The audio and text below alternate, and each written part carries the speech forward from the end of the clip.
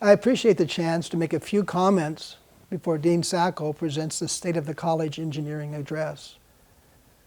This fall, Texas Tech achieved a number of notable benchmarks. Much has been made of growing beyond 40,000, but I think more importantly is the composition of our student body. We had a record graduate enrollment, and the College of Engineering also had a record graduate enrollment. That is so essential to the research enterprise of Texas Tech. We also had record levels of retention rates and graduation rates at both 4-year and 6-year. And I was very pleased to learn that the 4-year graduation rate in the College of Engineering, which exceeds 63%, is almost the same as the 6-year graduation rate in this university. That speaks to the quality of your students, but also to the good work of the faculty and staff who support those students, and I thank you for those efforts. Nothing is more important than the success of our students, and I appreciate what you're doing in the College of Engineering. It was also notable that this year Texas Tech had a record level of research expenditures exceeding $190 million, but also that we had a number of research awards, more than 84 million. These are substantial improvements over our numbers just 3, 4, 5 years ago. And the College of Engineering plays an essential role in advancing our research enterprise. What we must do at Texas Tech is to strengthen our position as a Carnegie R1 research institution as we move closer to the characteristics of AAU institutions. And that will never be obtained without the continued contributions for the College of Engineering. So I thank you for what you do in educating our students, producing exceptional graduates, but also for the way you grow the research enterprise that's so important to the stature of Texas Tech as an R1 research institution. Hi, my name is Al Sacco. For those of you who don't know me, I'm the Dean of Engineering in the Whitaker College of Engineering. And it's my pleasure and honor to serve in that position. During this COVID-19 times, a lot of things have changed. In fact, the very way we operate has changed. And one of the things that we typically do around homecoming is have the local alums and the alums that have flown in for homecoming meet and talk about the state of the college. Since we can't do that this year, we're going to send it out to you. We're going to talk a little bit about the state of your university, which, by the way, and college, which is in very, very good shape. So let me share my screen.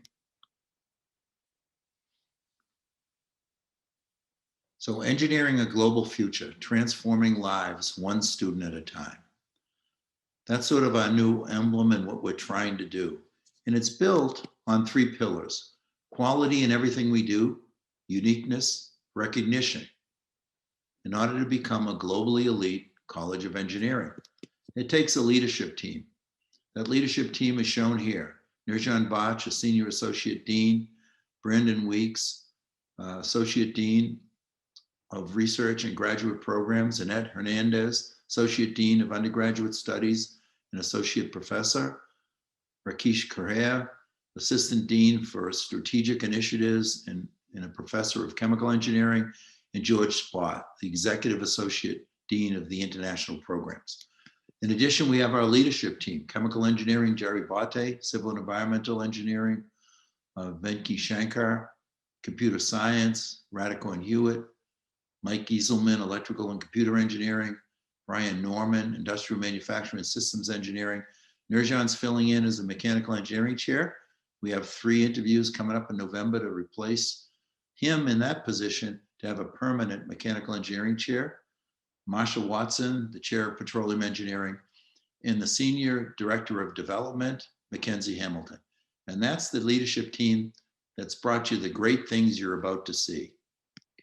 Let's start with, people often ask me, how is the college getting along and what's happened at WCOE in response to the pandemic? First of all, the college is getting along very, very well. But I want to thank, first of all, the associate deans and chairs for their help with our COVID response, getting all the classrooms and buildings ready for class. That may not sound much to you, but we had to make sure there was 6 feet between every chair, that we made sure the kids were wearing masks to take care of themselves and the faculty members, that we would have people come in one door and leave in another so they wouldn't be too close to each other. And because of that, we have the lowest infection rate. As a university, we have a low infection rate, but within the university, the engineering college has the lowest infection rate. At the same time, we were mandated to try to grow enrollment because after all, without enrollment, we can't function.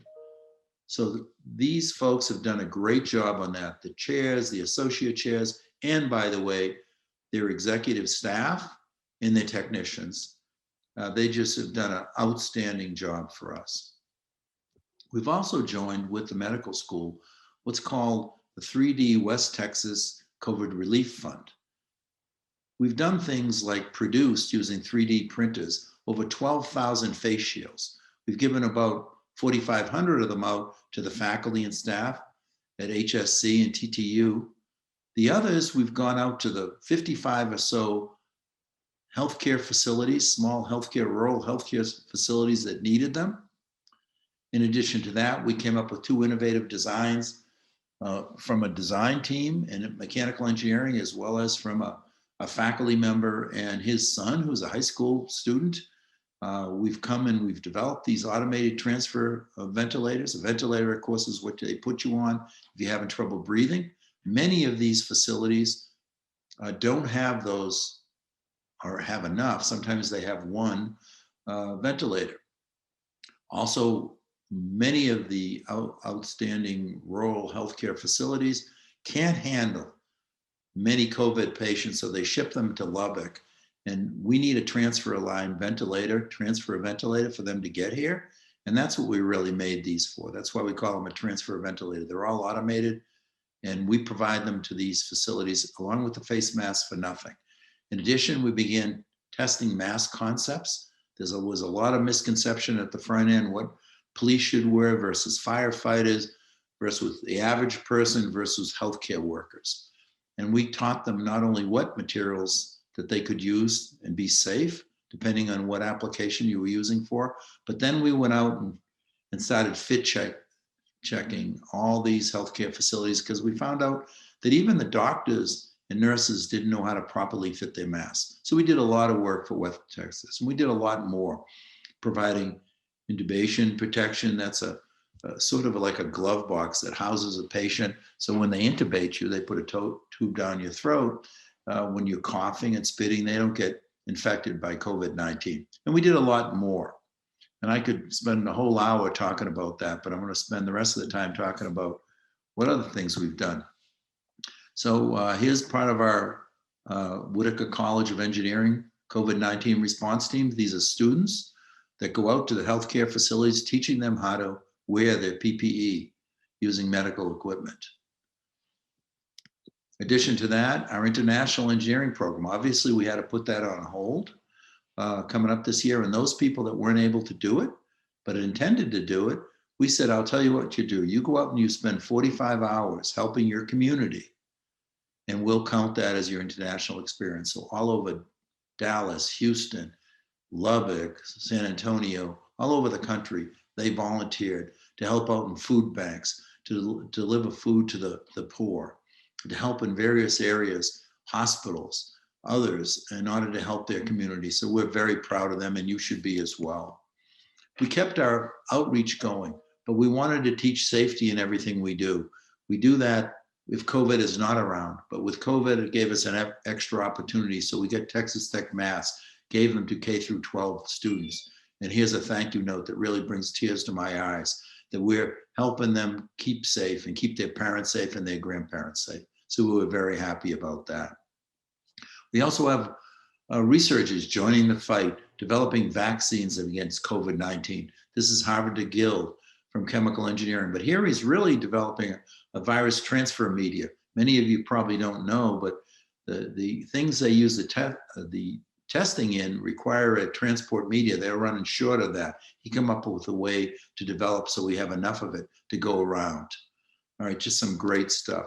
Jerry Bate, I talked to her earlier, our chemical engineering department chair. She and one of her PhD students developed a way to rapidly detect COVID-19 And that is not only rapid, where you can do as many as 3,000 samples in an hour, but each sample costs less than 50 cents, so much cheaper than what's done today. It's going through testing now, and hopefully that will change the way we're able to test people quickly and fast. It's just from saliva from your mouth. You're just spitting it into a small test tube.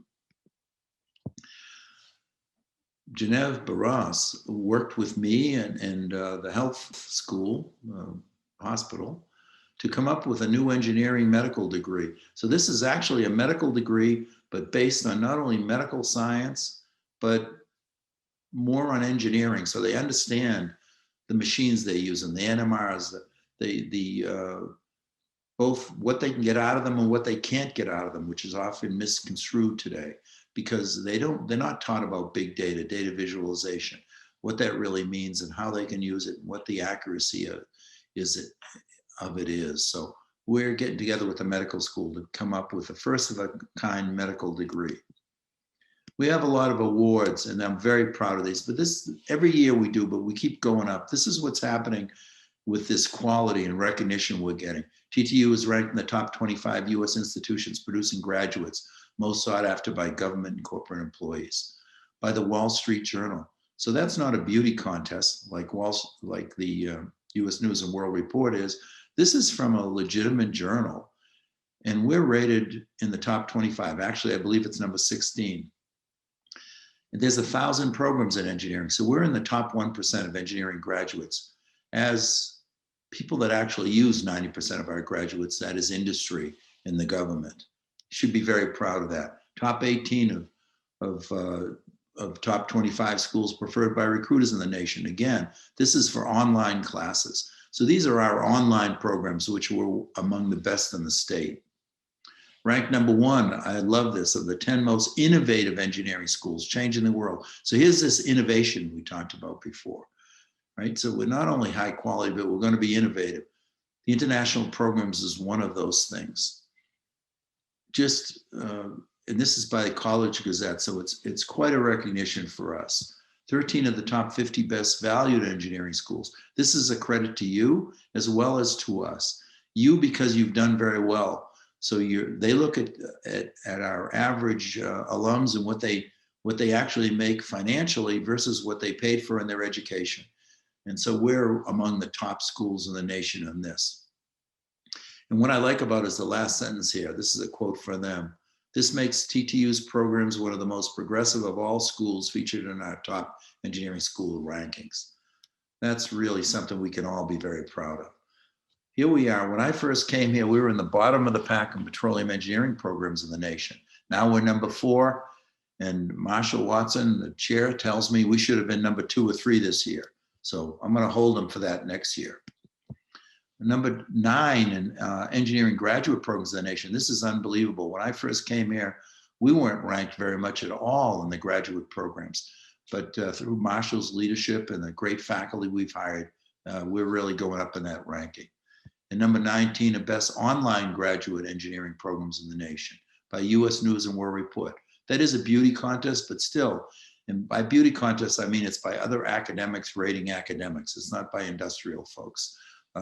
So we're doing very, very well. Number 6, I don't like this one too much. Number 6 of the top 15 schools in best valued online schools in Texas. I think we used to be number 2 or 3. We've dropped a little bit because the competition, which is UT and A&M, are noticing we're going up. So they're putting a lot more resources in to try to battle us. So we have to up our game here, but we're still doing very, very well.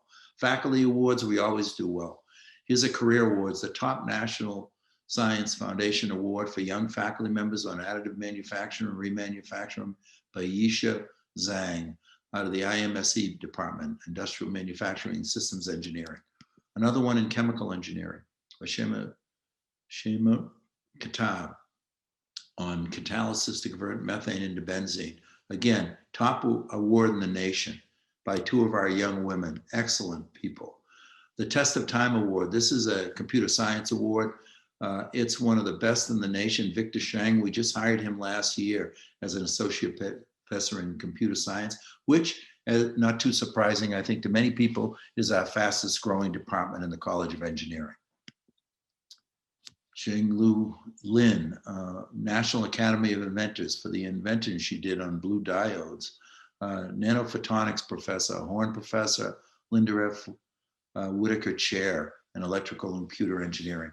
And of course, Danny Reibel, one of our National Academy people I hired here about 5 years ago, the Gordon Maskew Fair Award from the American Academy of Environmental Engineers and Scientists. Just an outstanding faculty member from the Civil, Environmental, and Constructional Engineering Department. And these are just the highlights of the national awards. Enrollment, let's talk about enrollment. How healthy are we? Well, I arrived in January of 2011, so that's when I started my tenure. The yellow here represents undergraduates, not including pre-engineering. Pre-engineering were people that didn't qualify for engineering, but we allowed them to come in if they did well freshman year. So we're not including these. So these are the real freshmen, or what we now call first year students, second year students, third and fourth year students. The yellow is those numbers, and the red is the graduate students. You see we grew quite rapidly to 2017, then had a little bit of a dropout and continue to grow now this year. We had a great year. We had a couple of down years. But overall, we graduated, over the 9 years I've been here, we've grown by about 18%, which is 2% a year, which is what the university wanted to grow at. We're a little bit ahead of where they were growing, at the rate they were growing at. And you hear we're over 40,000, so we contribute to that. If you look at engineering, it started at 752, and now it's up over about 950. So we've had a tremendous growth in the graduate program, but not as much as we should, but still a good 20-30% growth. So things are healthy. I love to look at this. This is ASEE, American Society of Engineering Education, degrees by ethnicity in 2018. That's the most recent data. On the right-hand side is our data. You see the red, the people that don't know what they are. We have smarter kids, and most of them know what they are. About 8.4% of the nation don't. These are from engineering schools. Then we have the orange. That's the African Americans, Black students. We're better than the average on that. Asians, we don't do as well on, and we really need to find out why that is. But with Hispanics, which is the light green, we're about 30%. That's good. It's not as good as it should be because our draw area is 49% Hispanic, but still it's very, very good. And then 13.2 versus 3.5.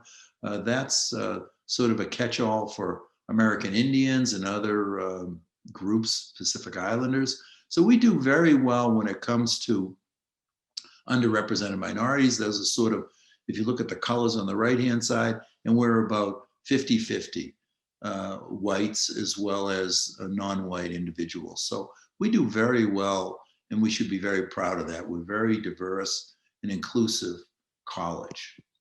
If you look at SAT scores, I said we wanted to grow, but grow with quality. When I first came here, the SAT scores were at about the 1150, 1170 range. Since that time, we've grown to about 1250, or roughly. You see freshmen is the top line, the total college is the bottom line. So we've slowly grown with quality. We've grown that 2% a year with quality in the 9 years that I've been here. This is really interesting. 20th day of class, fall 2020, compared to the 20th days of class. Well, not compared, excuse me. So the 20th day of class in 2020 by department. And let's just, so you understand this, let's look on the left-hand side, chemical engineering, CHE. The red again is the undergraduates. So they have 254 undergraduates, and this is sophomore, junior, and seniors, or second, third, and fourth year, as we say these days. The orange is graduate students, and the blue number in the top, 370, is the total. To the right, we have what we call fundamentalists. That's first year students that indicate they want to be a chemical engineer. And if they qualify according to their grade point average, there'll be 174 of them that will transfer into chemical engineering. That's good. But if you look at civil engineering, there'll be 349, and their total undergraduate population is 388. They'll almost double. And if you look at computer science, remember I told you that's the fastest growing, they'll almost triple if everybody that wants to be a computer scientist actually goes into computer science. They'll be as big almost as ME. Electrical engineering, again, is good too. IMSE, not so good. The undergraduate program, we need to work on that, but their graduate program is very, very strong. ME will grow by a little over doubling it if they are to, if everybody that wants to be a mechanical engineering, 864 of them as freshmen actually go into their programs.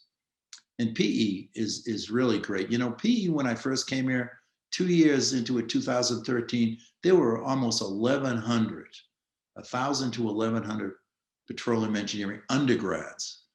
Right now, there's only 74. That's the drop off, as you know, in the energy industry.